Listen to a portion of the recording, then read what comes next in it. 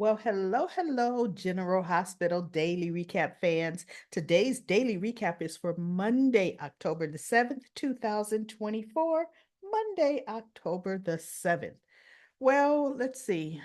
I'm going to skip to the meat and potatoes here. Lucky and Aiden finally get a chance to talk. And Aiden pretty much immediately tells Lucky he's gay. And Lucky heard him and he had to kind of collect what he was going to say. And Aiden had told him that, he had been wanting to tell him for a long time, but he didn't feel telling him via video chat or just an email was the way to go. And he goes, what do you say? Something about like, but you're disappointed in me or something. Aiden said, and Lucky said, no, just give me a minute.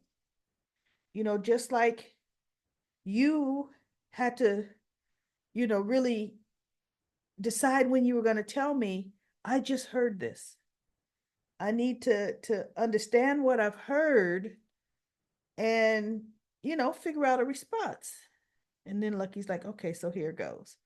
And he pretty much told his son, look, I love you no matter what.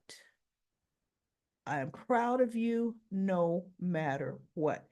And, this actor playing Lucky. Now, you know how I was always ready to slap. I think his name is Marcus Coma for crying every time he was on scene. I don't mind Lucky crying. And I've forgotten how much he could shed a tear, but not in a wimpish manner, you know? So he and Aiden hugged really tightly and, good father son moment. And Elizabeth comes in and Aiden told Lucky he has his own baking business and the money that he's making, it's going to put him through pastry school in Paris, and Lucky told him how Luke would be impressed. Very impressed. He says, you may not have known it, but you know, him, Laura, and Lucky, they had a little diner called L&L something, you know, Luke, Laura, and Lucky, you know. So anyway, Aiden was surprised to hear that. And then Elizabeth comes in. And I could tell by the look on her face. I could tell. So Lucky says, "Oh no, I'm late for appointment. I'm supposed to be at a friend's house." They were gonna play hijack something or other. And Lucky says, well, you know what they say, better to be playing it than to be in one. you know. So soon as he leaves, he could read Elizabeth's face. And she says, Lucky, I'm sorry to tell you, you are not a viable donor for Lulu. And I was like, well, I'll be doggone. I thought they were going to make Lucky the donor. Now it looks like it's going to be Sam when she dies, right? But here's the thing. Sam, does she have her little donor registration card? Is she on the list that if she dies, she wants her organs donated? Because she's not married. So Alexis would be next to kin, her mother. And you know how sometimes Alexis don't think right. And she's going to really be distraught unless Sam already has the necessary paperwork that she is a donor. Like I'm registered as a donor. So if anything happened to me and got some viable organs, let's help somebody else, right? But make sure I'm dead first. That's not even fun. You know what? Strike that, y'all. Strike it. But anyway, um, So we'll see how they're going to go with that because that's going to mean something to Lulu and to Dante if she has a piece of Sam, not a piece, her, because see, Sam would be donating a whole liver. So they would be doing a complete transplant versus, partial. So we'll see. We shall see. And I do believe no matter what he says, Isaiah is going to be the one to do the surgery. We have Geo is talking to little Violet. But that was after Tracy was talking to Violet, and Tracy found out what happened. And she was saying to Violet, violence is not the way, because Violet was writing her weekly letter to her father. And she says, violence is just not the way. And that, your father didn't teach you that either.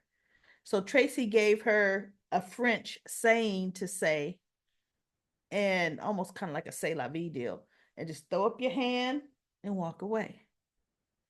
So Violet said, okay. So Gio's coming in. Tracy walks out and Gio, because she gets on the phone, she goes, get me Diane Miller. And I said, uh-oh, Tracy's getting ready to get involved in that. So Gio comes in. Woo, Tracy is on the phone. She is upset at something. He's telling Violet that. And I thought, why would you tell a 10-year-old that? Geo? They just have this character with no real sense of anything but gossip and. So Vita says, oh, probably about me. And she tells Gio what happened and how she hit the guy. And he goes, that's what I'm talking about.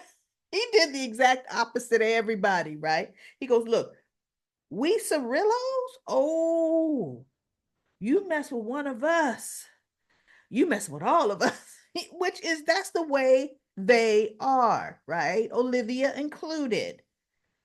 So she goes, no, they said that violence is not the way to go. And he goes, well, yeah, okay, if they say it, So um he was talking and he says, so you really, really miss your dad, don't you? She goes, yeah. And he goes, I understand because I miss my mother every day. And as he's saying that, Lois was getting ready to walk in, but she backs up as he's saying, I miss my mother every day. And the look on Lois's face, and she put her hand up like you see it in the picture, like, oh, I'm telling you, there is going to be a story there, and it's going to be a needless story. I mean, when I say needless, it's going to be out of character for that family. Because if in fact that is Brooklyn and Dante's son, there is no way they would have, for one, given it up for adoption to somebody else, not with Olivia being a teenage mother. She would have tried to raise that. She's like, I'll be a grandma in my 20s. That would be Olivia, right? And I can't see Lois doing that too. But Lois back in the day was a little more, not self-centered, but maybe if Brooklyn just wasn't ready, I don't know. They're getting ready to do something. They're getting ready to rewrite history.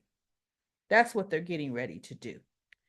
And just strange, Jack Brennan shows up to Holly's room with some champagne and they're having a drink. He's trying to get information out of her, but Holly, you can't con a con artist. She's just as innocent as she could be. She had no idea what Sidwell was up to. I can't even do her accent anymore. You know what, y'all? I don't know what happened to me and my ability to do accents. Huh.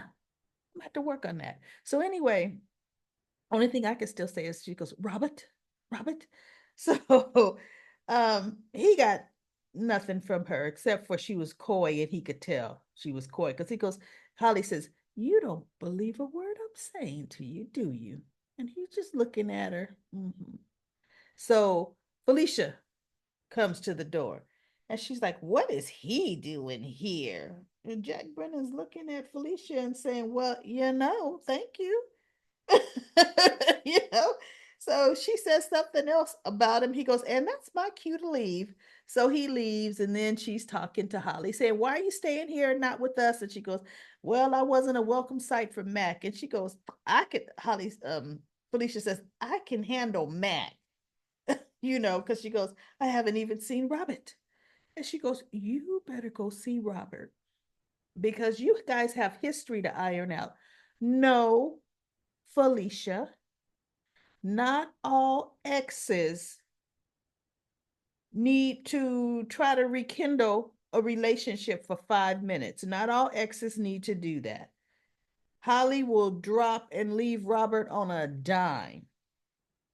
And Robert is getting in a good place with Diane. As a matter of fact, Diane dropped by and he said he was so happy she did because he wanted to tell her something. And he told her point blank, Holly is in town. And so he says, I wanted you to hear it from me and not from anybody else. And Diane said, well, thank you so much for telling me. And so she goes,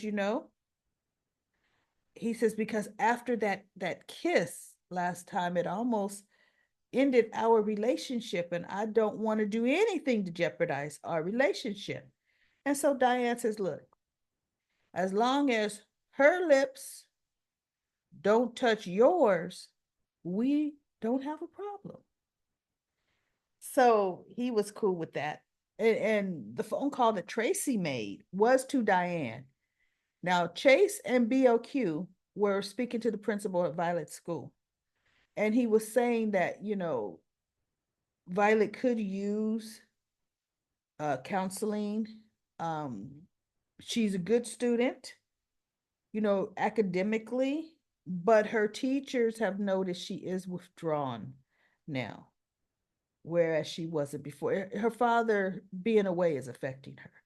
So Chase and Brooklyn filled him in, on all of that. But, at home, they're like, we don't see her being withdrawn. She's engaging. He goes, but at school she is. So they're like, okay, we didn't know that. And we're gonna, what do you suggest? So they're trying to work together.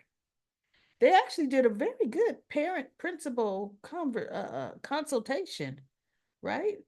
They're very good, level headed.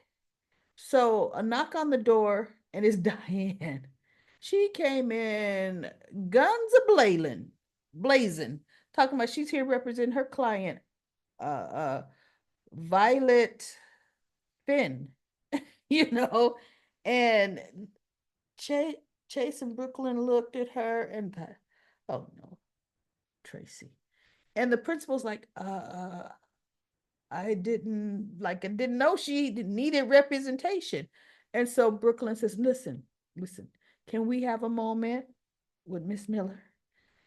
And so the principal goes, sure. And he goes back in and closes the door. And they let her know, no, we're handling this. It's okay. We don't need you. And she goes, okay, you guys are working with the, because you know what? It's always the school's fault. That's what Diane said. And so they're like, no, it's not the school's fault, but we are working with the principal to get Violet the help she needs. And, we're getting the situation taken care of. So Diane's like, well, okay. Because, I come in hot. And they're like, yeah, you were a little hot. I'm like, go ahead, Diane. I just love her. So anyway, they go in and they finish talking to the principal. When they get home, they tell Tracy's still in the kitchen with Gio and Violet. And she goes, how much trouble am I in? Is the principal not like me anymore? They said, no. He thinks you're bright. He thinks they gave all the positives, but you are going to have to apologize to said bully, right? And you're suspended for the rest of the week. And Tracy looked, and Brooklyn looked at her, said, violence is not the way, and the school has a no violence policy. So we're okay with the suspension, right? Because, You shouldn't have hit. And she goes, okay, And Tracy's kind of like, yeah, okay. And Gio's like, well, look, that's not how we had. Brooklyn looked at him and he goes, he's like, that ain't how we handle it in Bensonhurst. So anyway, that was taken care of. But look, Tracy got on it quick. She was getting ready to just throw down. And I'm like, go ahead, Tracy. I ain't mad at you, you know, for saying no, that's my family. And I'm getting ready to help my family. So I pretty much, Willow, Michael, and Wiley were on their way to go boating. They stopped into Bobby's to get some cookies, and Lucas was in there. He was actually in there, or they were there. One of the two. I forget who walked in on who. I forget. Was he may have been already there talking to Maxie when they walked in. And so he sees Wiley like right off, and he's thinking, wow, how big. Because remember when Lucas left town, Wiley was only one, still a toddler. So Willow sees him. Actually, Willow and Wiley walked in first. Michael comes in after them. And she says, hi, Lucas. And he goes, hi, Willow. And he's looking down at Wiley. And then Michael's in at this point.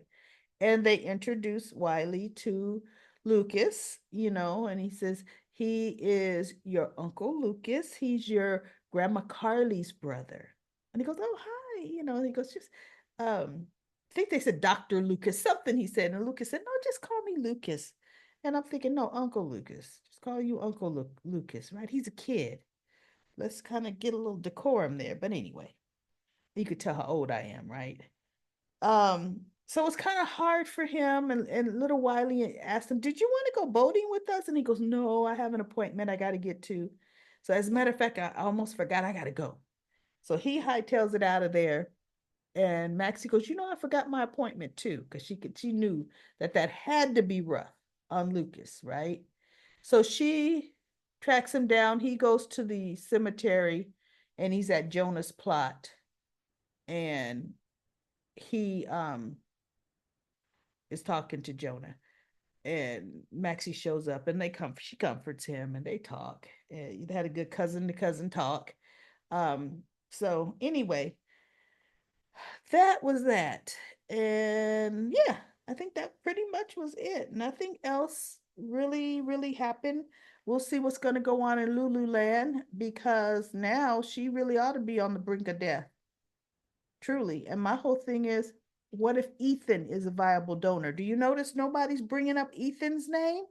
Ethan is her brother too. It's just a half brother, but that half could be good enough for a liver donation. So anyway, we shall see. But everybody, that's it. That's it. I'll be back tomorrow with another daily recap of General Hospital.